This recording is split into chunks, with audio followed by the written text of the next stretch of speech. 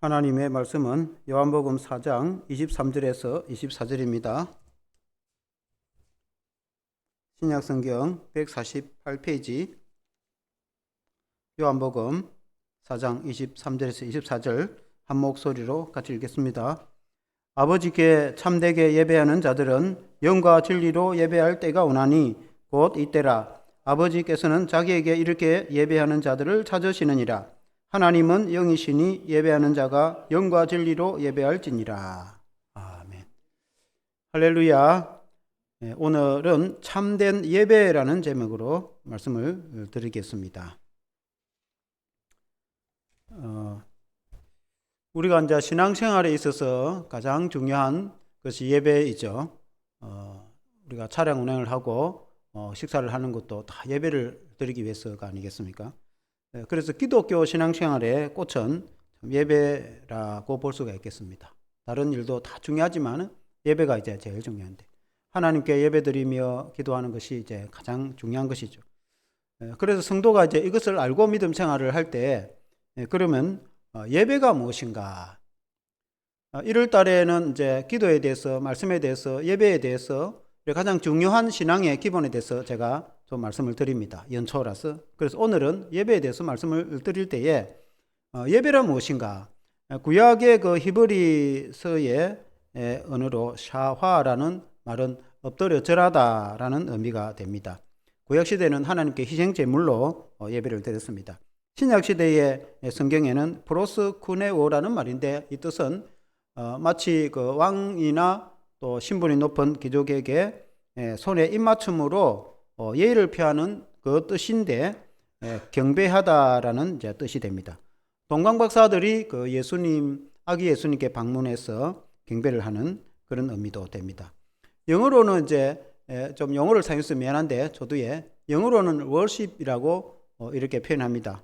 worth라는 말은 가치라는 뜻이고, ship이라는 말은 배라는 뜻이지만 여기서는 신분이라는 뜻이 있어서 같이 존경받을 만한 가치 있는 분, 하나님께 경배를 드린다 하여서 월십이라는 예배로 표현을 하고, 한자로는 예배 예의의 자에다가 절할 배자입니다. 그래서 하나님께 예의를 갖춰서 경배하는 것을 예배라고 합니다. 그래서 오늘 우리가 한글도 마찬가지죠. 예배라고 표현을 합니다. 한자 그것을 한글로 표현을 해서 하나님께 예의를 갖춰서 경배하는 것을 예배라 이렇게 표현합니다. 좀 표현이 좀 어려울지 모르겠지만은, 그러나 우리가 이제 일상생활에서 신앙생활에 늘 우리가 하나님께 예배를 드리는데, 이 예배는 것을 아주 쉽게 말씀드리면 하나님을 만나는 시간이라고 볼 수가 있습니다. 예배 시간에는 우리가 일방적으로 하나님께 드리는 것만을 의미하는 것이 아니고, 하나님께 경배를 드리고 하나님께서 말씀과 성령으로 우리에게 은혜를 베풀어 주시고, 마치 부모와 자녀가 만나서 교제를 나누듯이 우리가 하나님 아버지를 만나서, 하나님을 만나서 이 예배 시간에, 공예배는 공적으로 회중이 정한 시간에 정한 장소에서 이렇게 하나님께 예배를 드리는 것을 공예배라고 합니다. 이 공예배를 통해서 우리가 하나님께 올려드리는 요소가 있고, 예배 시간에 하나님이 우리에게 내려주는 요소가 있습니다. 그 예배에 대해서 우리가 또 들어보면 아는 내용이지만은, 그러나 이걸 조금 정리를 해서 제가 말씀을 드리겠습니다. 첫째는 예배에 우리가 하나님께 드리는 것, 예배 시간에 우리가 하나님께 드리는 것은, 우리가 하나님께 경배를 한다는 것은 하나님을 높여드리는 것입니다. 그래서 하나님께 찬송과 기도로 그리고 헌금으로 하나님을 예배하고 높여드립니다. 그래서 먼저 찬송입니다. 찬송. 예배 시간에 빠지지 않는 것이 찬송입니다. 찬양은 하나님을 칭송하는 것입니다. 하나님을 찬양하고 칭송한다는 뜻은, 예를 들어 우리가 사람이 있을 때 어떤 사람을 우리가 칭찬을 한다고 할 때, 그 사람의 인품이 대단하거나 아니면 훌륭한 일을 했을 때에 그 사람을 칭찬을 합니다. 참 대단하다. 그와 같이 우리가 하나님을 칭찬하고 찬양하고 칭송하는 것을 찬양이라고 합니다. 하나님의 인품이 위대하기 때문에 그렇습니다. 하나님은 전능하신 하나님이시고, 하나님은 사랑과 자비가 풍성해서 우리를 사랑으로 은혜로 인도를 하시기 때문에, 하나님은 위대한 분이시고 하나님은 찬양받으시기에 합당한 분이시기 때문에 그렇습니다. 그리고 하나님의 하신 일이 칭찬받을 만한 일입니다. 하나님께서 칭송을 받은 일인데, 그것은 하나님 우리를 구원해 주셨기 때문에 그렇습니다.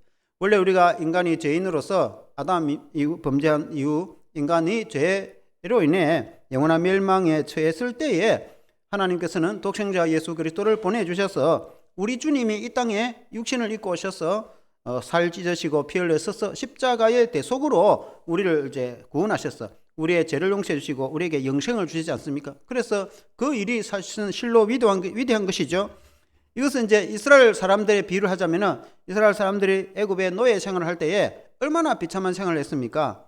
그야말로 이루 말할 수가 없는 거죠. 그 하루 종일 노역은 말할 것도 없고 아들을 낳으면은 아그가 있는 나일강에 던져야 되고 그 고충은 이루 말할 수 없었습니다. 그때 백성들이 하나님께 부르짖었을 때에 하나님께서는 모세를 보내주셔서 이스라엘을 구출하셔서 10가지 재앙을 내리고 마지막 그 장자를 치시는 재앙까지 내리셔서 그리고 홍해를 기적으로 가르셔서 이끌어냈지 않았습니까? 강요에 40년 동안 하나님께서 먹이시고 지키시고 보호하시고 그리고는 젖과 꿀이 흐르는 가나안 땅에 들어가서 살게 하신 것을 볼 때에 이스라엘 백성으로서는 하나님의 그 위대하신 일을 해주신 것에 대해서 감사할 필요가 있는 것이죠. 당연히 마땅히 하나님께 감사한 것이죠. 그래서 하나님께 예배를 드리는 것입니다. 그와 같이 우리 신약의 우리 성도들도 예수님이 십자가를 통해서 우리를 죄에서 구원하셨기 때문에 우리가 마땅히 하나님께 감사하고 뿐만 아니라 우리가 죄의 노예로 살아갈 때 우리를 해방시켜 주시고 우리에게 천국을 선물로 주시고 영생을 주신 것도 감사한데 우리가 살아가면서 주님이 우리와 늘 함께 하셔서 우리와 동행하시고 위험에서 우리를 구출해 주시고 안전하게 보호해 주시고 성령을 보내시고 말씀으로 우리를 날마다 인도하시는 그 은혜를 생각할 때에 우리가 하나님께 감사와 찬양을 드리지 않을 수가 없는 것입니다. 마땅히 성도는 하나님께 찬양을 드리는 것입니다. 그래서 우리가 하나님을 찬양하는 것을 여러분 믿습니다. 아멘. 그리고 이제 두 번째는 기도죠. 하나님께 올려드리는 그 두 번째 기도는 하나님께 감사와 회개와 간구의 기도를 드립니다. 예배 중에 하나님께 우리가 기도를 합니다. 예배 중에 기도를 할 때는 대표자가 기도를 합니다. 회중의 대표자가 기도를 할 때에 그 기도는 혼자 하는 기도가 아니고 자기 개인의 기도가 아니고 회중을 대표해서 기도하는 기도이기 때문에 그 기도는 온 회중과 관계 있는 기도고 회중이 하나님께 드리는 그 공동체의 기도라고 할 수 있습니다. 그래서 우리가 공동체 회중이 마지막에 아멘으로 함께 화답함으로 그 기도에 동참을 하는 것입니다. 기도는 대표자가 혼자 하지만 실제 그 기도는 우리 교회 교인들이 다 하나님께 기도한 거나 마찬가지입니다. 그래서 하나님께서 그 기도를 들으시고 온 공동체와 회중에 이런 복을 주시는 것을 여러분 믿습니다. 그런데 이제 그 대표자가 기도를 할 때는 항상 감사와 회개와 간구의 기도를 합니다. 감사라는 것은 하나님께서 우리를 구원해 주시고 하나님께서 한 주간 지키시고 인도하심과 또 우리가 하나님께서 늘 우리와 동행하시고 인도해 주시는 데서 또 감사의 기도를 하고 그리고 또 회개의 기도가 따라야 합니다. 회개의 기도라는 것은 우리가 구원에 대한 회개의 기도를 하지는 않습니다. 그 말씀은 이미 우리는 구원을 받았습니다. 이미 우리는 오전 예배 때도 목사님께서 말씀하신 대로 우리는 예수님을 믿어서 하나님의 자녀가 되었고 이미 우리가 영생을 선물로 얻었는데 또 하나님의 자녀가 되게 해달라고 이렇게 기도할 필요가 없잖아요. 우리가 가정에서 그 아들이 태어나가지고 자녀로 태어났는데 부모님께 내가 자녀가 되게 해달라고 이미 아들이 내가 자녀가 되었는데 부모님께 내가 자녀가 되게 해달라고 그건 말이 안 되잖아요. 그와 같이 예수님을 믿는 사람은 이미 하나님의 자녀가 되었는데 자녀가 되게 해달라고 구원해 달라고 그렇게 할 필요는 없어요. 그러나 우리가 하나님의 자녀로 살아가지만 이 세상에 험한 세상에 죄가 가득한 험한 세상에 살아가는데 발에 먼지가 묻게 돼 있다면 다니면 그래서 예수님이 제자들의 발을 씻겨 주실 때에도 베드로와 그 제자들 발을 씻겨 줄 때 그렇게 말씀했습니다. 이미 너희는 목욕을 하여서 깨끗하다. 그러나 발을 씻겨 주는 이유는 발을 다니면 먼지가 묻기 때문에 발은 계속 씻어야 된다. 그와 같이 우리가 살아가면서 우리가 예수 믿는 성도이고 이미 구원받은 성도이고 이미 우리는 깨끗하게 예수님의 십자가의 피로 깨끗하게 된 성도이지만은 그러나 세상에 다니면서 이 세상이 죄악이 가득하니까 우리가 영향을 받기 때문에 발에 먼지가 묻듯이 발은 적어도 씻고 자야 된단 말입니다. 그래서 우리가 그때그때 회개하는 그 회개 기도이지 우리가 그 구원 얻기 위한 회개 기도는 아니다. 그러나 구원 얻은 성도가 아예 회개 기도를 할 필요가 없느냐? 그렇지 않습니다. 늘 돌이켜보면은 우리가 하나님의 자녀가 되었지만 자녀답게 살지 못한 것을 회개하고 우리가 더 충성하고 헌신하지 못한 것을 회개하고 뉘우치고 그렇게 회개 기도는 여러분 하는 것입니다. 아멘. 그리고 이제 하나님께 간구의 기도를 하는 겁니다. 간구의 기도라는 것은 기도 제목, 교회를 위해서 기도 제목, 성도의 가정에서 기도 제목, 그리고 하나님의 나라와 선교를 위해서 기도 제목, 그리고 국가와 사회와 이웃을 위해서 기도하는 기도의 제목들이 많이 있죠. 그런 것을 그 시대와 그 때와 장소에 맞게 그렇게 기도하면 됩니다.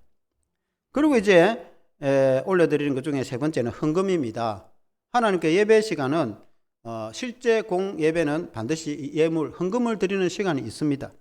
구약시대는 소나 양이나 혹은 채소를 하나님께 예물로 드렸지만 신약시대에는 이미 예수님이 십자가를 통해서 피의 제사는 완성을 시켰습니다. 그래서 또 소를 잡고 양을 잡고 피를 흘리고 그렇게 할 필요는 없습니다. 그러나 하나님께 감사의 제사, 하나님께 예배를 드릴 때는 우리가 예물을 드리는데 그 예물에 있어서는 11조도 있고 감사예물도 있고 주일 헌금 또 뭐 여러 작정 헌금 있지 않습니까? 그래서 그것은 감사와 믿음으로 해야지 인색함으로 하지 말라고 가르쳤습니다. 고린도후서 9장 6절 7절에 보면 이렇게 말씀했습니다.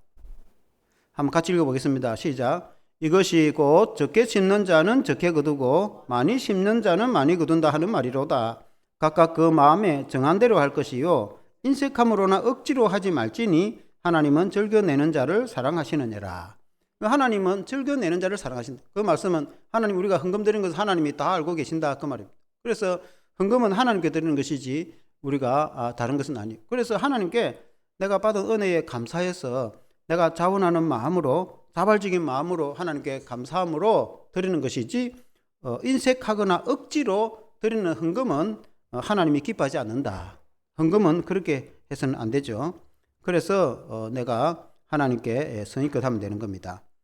11조라는 것은 소득의 10분의 1을 하나님께 드리는 것을 11조로 하는데 사람들이 보통 11조로 하면은 내가 벌어가지고 그 중에 하나를 하나님께 드린다고 이렇게 생각하는 경우가 있는데 실제로는 그렇지 않습니다.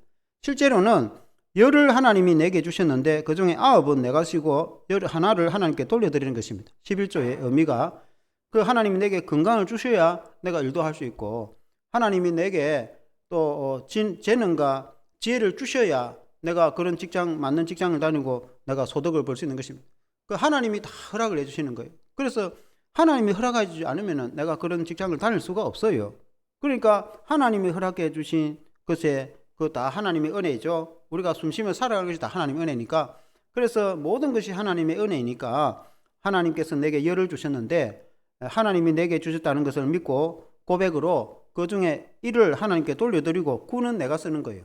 그러니까 열을 하나님이 내게 주는데 1을 내가 하나님께 돌려드리고 내가 9를 쓰는데 그게 아깝지 않습니다. 그러나 만일 내가 11조를 내가 벌어가지고 땀 흘려 번 걸 그 중에 10분을 떼가지고 내가 교회 바친다 이렇게 생각하면은 아까워서 11조를 내겠습니까? 내게 쉽지 않습니다. 그러나 11조는 하나님이 내게 생명도 주고 영생도 줬는데 10분의 1을 하나님께 내가 돌려드리는 거는 아깝지 않습니다. 우리가 참 믿음이 있을 때에 그렇게 이제 11조를 생각을 해야 됩니다. 그리고 감사헌금은 살아가면서 내가 하나님께 받은 감사가 이렇게 생각이 나고 여러 가지 이제 감사할 조건들이 있습니다. 그런 것을 내가 감사함으로 적어냅니다. 특별히 감사를 하는 겁니다. 그런데 이제 범사에 감사하는 것이에요. 우리가 이제 보통 우리 교인들은 주로 범사에 감사를 많이 합니다. 매주 그냥 감사를 하는 겁니다. 그것은 범사에 감사합니다. 한 주간 살아간 것도 감사하고 내가 일평생 살아가면서 모든 것이 감사한 거예요. 늘 감사한 거예요. 그러니까 매주 감사를 한 거예요. 그걸 이제 범사라고 범사에 감사. 그리고 주일 헌금은 주일날 이제 빈손으로 오지 않고 하나님께 예배를 드리며 헌금을 준비한 것을 주일 헌금인데 우리 성도들이 잘 하고 있죠. 그리고 이제 작정 헌금이 있습니다. 작정 헌금은 내가 마음에 닿는 대로 작정을 해서 드리는 겁니다. 선교를 한다든지 구제를 한다든지 우리는 뭐 아직은 않지만 앞으로도 교회가 크지만 하겠지만 장학헌금이라든지 이런 것은 내가 그 특별한 목적을 가지고 작정을 했을 때 그 작정헌금은 작정한 데서 선교헌금 딴 데서 안 써요. 선교를 하는 구제헌금은 구제하는 데 쓰는 거예요. 그 하나님께서 이제 더 복을 줍니다. 하나님은 심는 대로 복을 준다. 조금 전에 고린도서에서 말씀하신 대로 내가 적게 심으면은 적게 받을 밭에 씨를 뿌리는데 그 큰 넓은 밭이 있는데 그게 내가 씨를 많이 뿌리면은 많이 거들고, 씨를 조그만하게 한 고랑밖에 안 뿌리면은 씨를 안 뿌린데 거둘 수가 없죠. 씨를 뿌린 그게 거두게 되는 겁니다. 그래서 뿌린 만큼 거두게 됩니다. 그와 같이 내가 하나님께 뿌린 대로 거둔다고 성경은 가르치고 있습니다.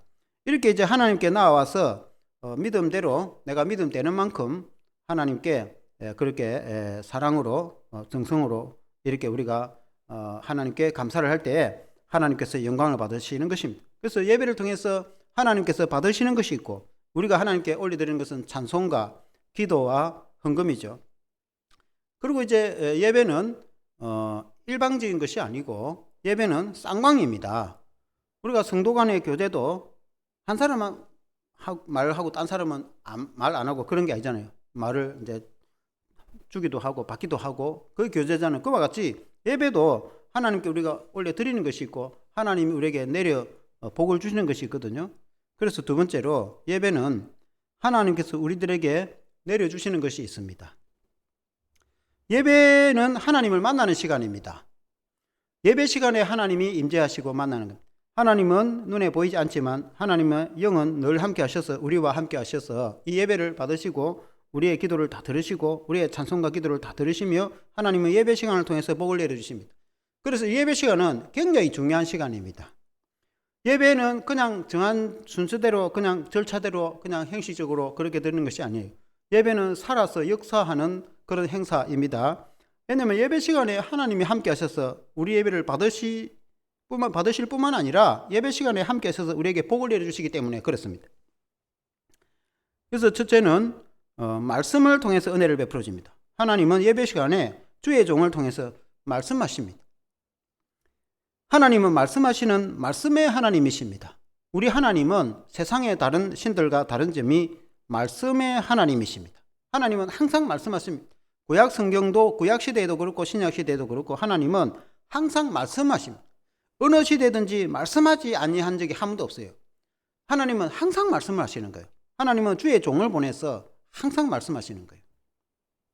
오늘 우리가 설교를 통해서 하나님께서 말씀하십니다. 그래서 이 설교는 설교자가 이 성경을 통해서 성도들에게 말씀 선포를 하거든요. 이 성경은 하나님의 영어로 기록된 말씀입니다.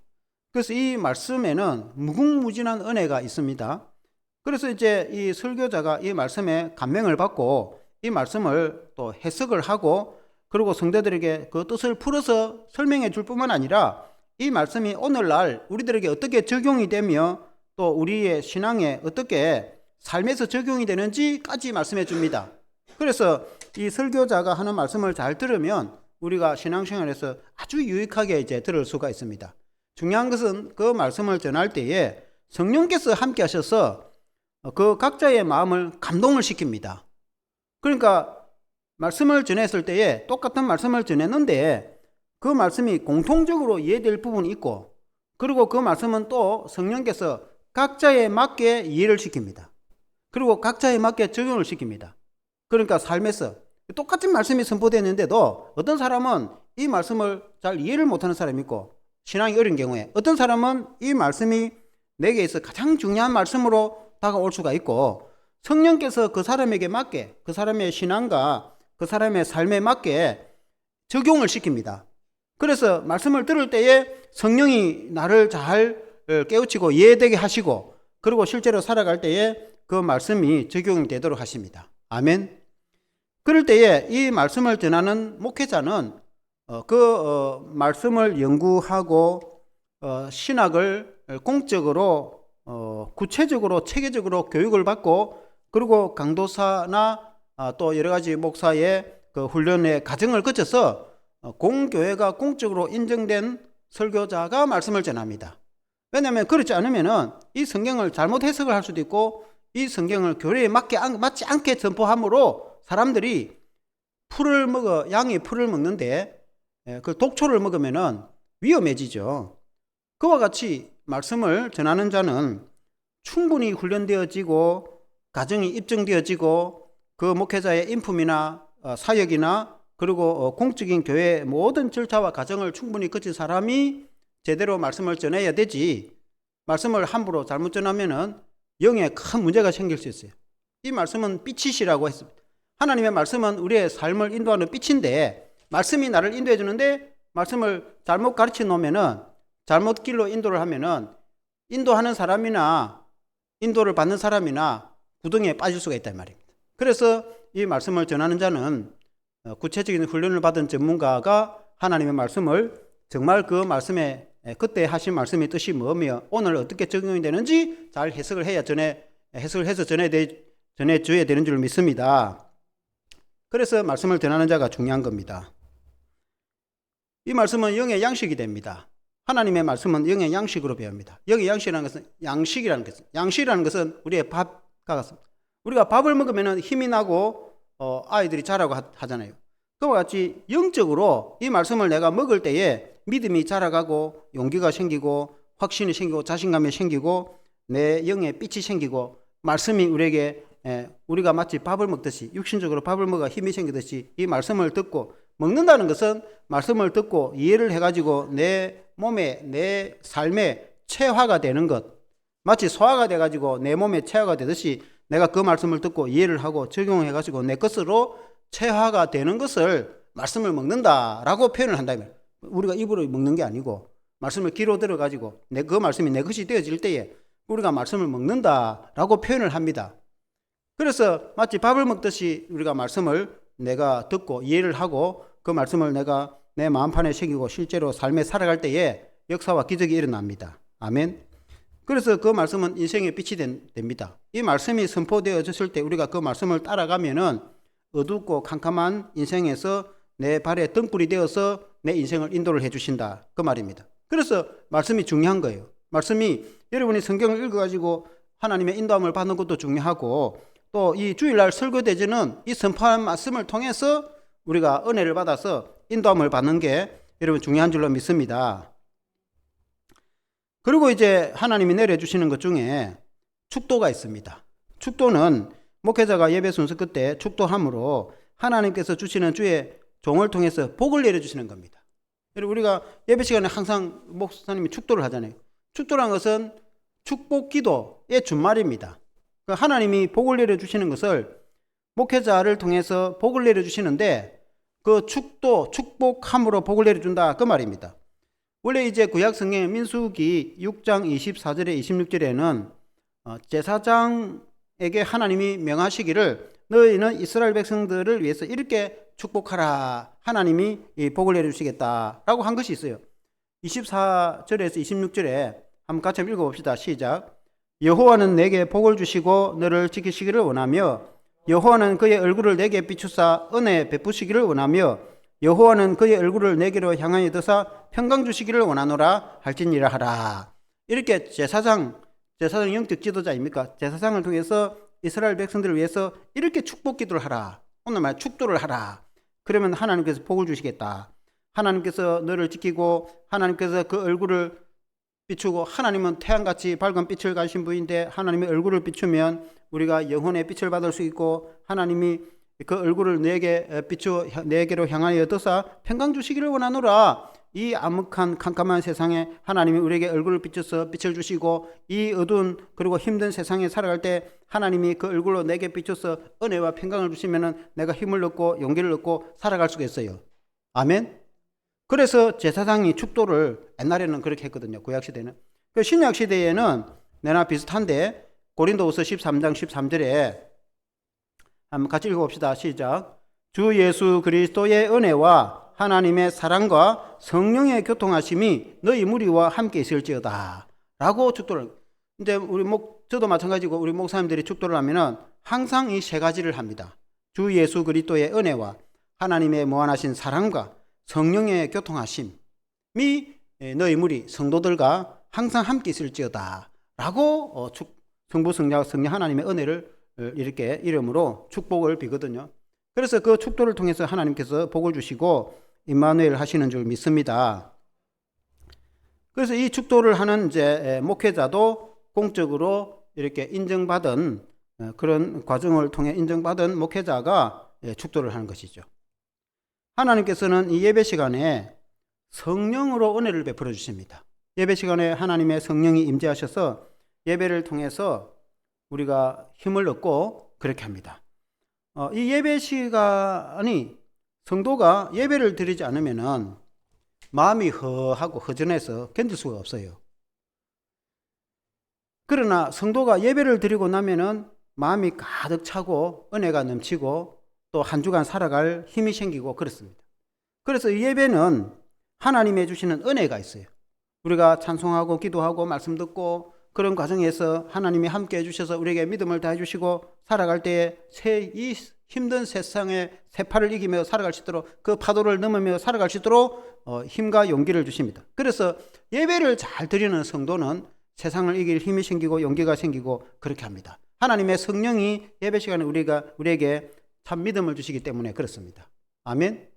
그래서 예배가 소중한 겁니다. 아멘. 그러므로 우리가 성도 여러분 예배를 드리는 것을 그냥 정한 시간에 정한 거니까 그냥 드린다 이렇게 생각하면 안 돼요. 예배는 살아계신 하나님을 만나는 시간이고 예배 때 주님이 찾아오셔서 내게 은혜를 베풀어 주시고 여러분 복을 주시는 것을 여러분 믿으시길 바랍니다. 그리고 예배는 정성을 다해서 예배를 드려야 됩니다. 예배를 그냥 절차에 따라서 이렇게 형식적으로 드리면 안 됩니다. 예배는 온 마음을 다해서 우리가 정성을 다해서 하나님께 경배와 예배를 드려야 됩니다. 아멘. 그 마음의 중심이 중요합니다. 예배는 원래는 말씀의 예전이 있고 성례의 예전이 있습니다. 예배가 이 말씀은 지금 우리가 예배를 드리고 있는 이유는 말씀 예전이라고 합니다. 한번 같이 해봅시다. 말씀 예전. 말씀 예전인 것은 말씀과 기도와 오늘날 드리는 이 예배를 말씀 예전입니다. 그러나 초대교회 때는 여기에 성례 예전을 더했습니다. 성례 예전인 것은 우리가 한 번씩 성찬식 하잖아요. 세례도 하고 성찬식 해서 떡을 떼주고 먹고 포도주 잔을 주고 마시고 주님 말씀하시기를 이 떡은 내가 너희를 위한 내 몸이고 이 잔은 너희를 위해서 흘리는 나의 피라고 주님 말씀하셨는데 그걸 믿고 먹고 마시잖아요. 성례식 하죠. 그걸 초대교회, 그러니까 아주 처음에 초대교회에서는 그걸 매주일 했단 말입니다. 오늘 우리가 예배 드리는 것처럼 1부 예배를 하고 그리고 이어서 2부 예배로 성례 그걸 매주 한 거예요. 매주. 그러니까 예배 시간도 길고 그랬는데 그러나 오늘날 이제 개신교에 오늘 우리 신약 개신교 우리 특히 개신교의 교회는 우리가 4달에 한 번 정도 그러니까 분기에 한 번 정도 1년 4번 정도 하잖아요. 그러니까 이 성례식이라는 것은 너무나 엄숙한데 그걸 매주 하니까 좀 그렇잖아요. 그래서 1년에 4번 정도 해도 좀 되거든요. 지금은 그렇게 하고 있다 이 말입니다. 원래는 이 말씀 예전과 성례 예전이 함께 그 예배입니다. 예배를 함께 했어요. 그러나 오늘 신약교회에 특히 우리 개신교회는 말씀 예전 중심으로 하고 이 성례 예전은 분기에 한 번씩 한다. 4달에 한 번씩 한다. 이렇게 이해를 하시면 되겠습니다. 결론적으로 예배의 자세에 대해서 말씀을 드릴 때에 예배 드리는 자의 자세가 중요합니다. 우리 하나님께 예배 드리는 자는 예수 믿는 성도로서 우리가 하나님의 자녀가 되었어요. 그래서 하나님께 예배를 드리는 성도는 준비된 예배를 드려야 됩니다. 예를 들어 설교자도 그냥 갑자기 와가지고 설교를 하는 게 아니에요. 설교도 일주일 동안 그래도 준비를 해가지고 저 같은 경우도 설교문을 제가 그 전에도 마찬가지겠지만은 주사랑교회를 목회를 하면서 설교문을 작성 안 하고 설교를 한 적이 한 번도 없습니다. 저희 목회에 거의 맞아요. 설교문을 A4 5장 혹은 4장 혹은 5장 항상 설교문은 작성이 되어 있습니다. 그걸 이제 몇 분 읽고 뭐 거의 외울 정도로 숙달을 해갖고 또 이제 설교를 할 때 그걸 좀 보가면서 또는 안 보가면서 하지만은 그러나 준비를 부족하지만은 준비를 합니다. 설교자가 준비도 안 되고 설교가 준비도 안 돼서 그냥 성경책 하나 들고 갑자기 와가지고 오늘 본문 해가지고 주보도 금요일날 만드는데 그러면 갑자기 본문이 되겠습니까? 미리 주보 만들어 인쇄가 다 나오는데 그러니까 준비된 말씀으로 하는 것이지 목회자가 또 뭐 다 설교자 다 마찬가지죠. 어느 설교자가 뭐 물론 더 많이 뭐 한 달간 연구하는 사람도 있겠지만은 그러나 많이 연구하고 깊이 연구하는 사람도 있겠지만은 뭐 좀 차이는 다 있겠지만은 그러나 어느 설교자가 준비도 안 하고 오늘 설교하는 사람이 어디 있겠습니까? 다 설교를 준비해가 설교를 하지. 설교자가 그렇게 준비하는 것처럼 성도도 준비된 예배 그러니까 일주일 동안에 하나님께 예배 드릴 것을 위해서 준비를 하고 그리고 하루 전날은 내일 예배를 드릴 가니까 준비일, 예비일이라고 한단 말입니다. 구약시대에는 안식일이 있고 안식 예비일이 있어요. 그러니까 안식일 하루 전날은 준비를 한단 말입니다. 그걸 예비일이라고 합니다. 오늘날 우리가 주일 전에는 내일 예배를 드리기 때문에 번잡한 일을 또 하면 안 돼요. 그러니까 준비를 다 미리 하는 거예요. 뭐 헌금을 준비한다. 헌금도 미리 준비하고. 뭐 저는 그래 본 적이 없는데 옛날 어른들은 그런 이야기를 하더라고. 돈도 다리미를 따리 가지고 바닥. 나는 다림질을 해본 적 없어요. 하나님께 그냥 뭐 헌금을 정성스럽게 준비하면 되지. 다림질 따리고 하면 그게 좀 옳은지 뭐 모르겠어요. 뭐 거기 성경에 나와 있는 거 아니니까 제가 볼 때는 뭐 정성이 아닌가 생각.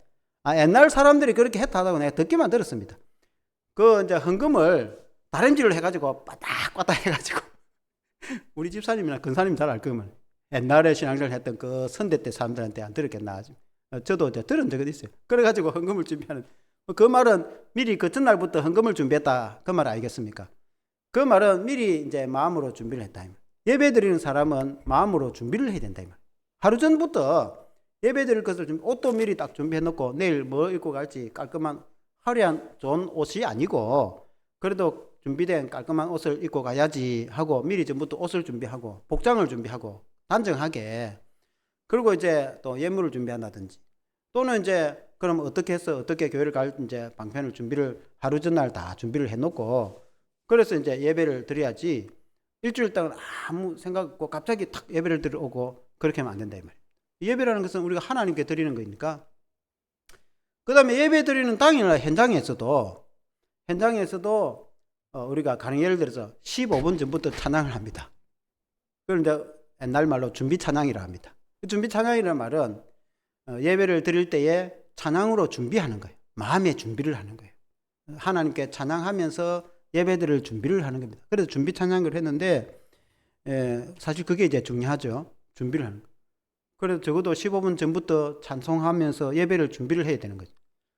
그러니까 이제 오늘 요새 젊은 사람들께 예배 시간 딱 맞춰가고 딱 맞춰가 들어오는 경우도 있습니다. 예배 시간을 맞춰오는 것도 뭐 중요하겠지만은 그러나 그 전에 와서 준비를 하는 게 중요한 거죠. 그리고 이제 15분 전에 찬양을 하는 것이 중요한데 실제로는 그보다 지금은 차량 운행해가지고 같이 오는 분들이기 때문에 그 시간에 와서 함께 해야 되지만 그러나 이제 개별적으로 오거나 그렇게 하는 분들 경우에 뭐 우리도 마찬가지지만 스텝도 마찬가지지만은 저나 우리가 스텝 같은 경우는 1시간 전에는 옵니다. 항상 1시간 전에 와가지고 기도하고 세팅하고 준비하고 뭐 물론 세팅도 해야 되니까. 그러나 이제 중요한 거는 미리 와서 하나님께 다 기도로 준비를 하는 거죠. 예배 시간에. 그러니까 옛날에 이제 그 목사님이나 장로님들한테 우리가 배운 신앙의 정신은 30분 전, 기본적으로 30분 전에는 교회에 가가지고 다 기도로 준비한다. 정성이 하나님께 예배드리는 자의 준비자가 그렇다. 그러니까 예배를 준비하는 마음. 근데 그 말은 30분 하기 성경에 그런 게 없어요. 그 말은 좀 미리 가서 준비를 한다. 그 말이에요. 우리가 높은 사람을 만나면 안 그렇습니까? 뭐 대통령까지 안 가도 만일에 여러분이 시장님이나 도지사를 만날 일이 있다. 그러면 이 약속을 12시 했는데 여러분 12시 딱 맞춰 가겠습니까? 그래 하지 않습니다. 사전에 와갖고 점검을 다 합니다. 사전에. 아무리 안 해도 30분 전에 가가지고 미리 점검을 다 합니다. 그러나 진짜 고위 관리를 갈 것 같다면 아예 일찍 가야 됩니다. 그래서 신분하고 모든 거 이렇게 막 복장까지 다 검사를 해야 되기 때문에 그러니까 하물며 지체 높은 사람을 만나러 가도 미리 가가지고 다 그걸 준비를 하는데 우리 하나님께 예배를 하나님은 전능하신 하나님 사람보다는 높으신 분 아닙니까?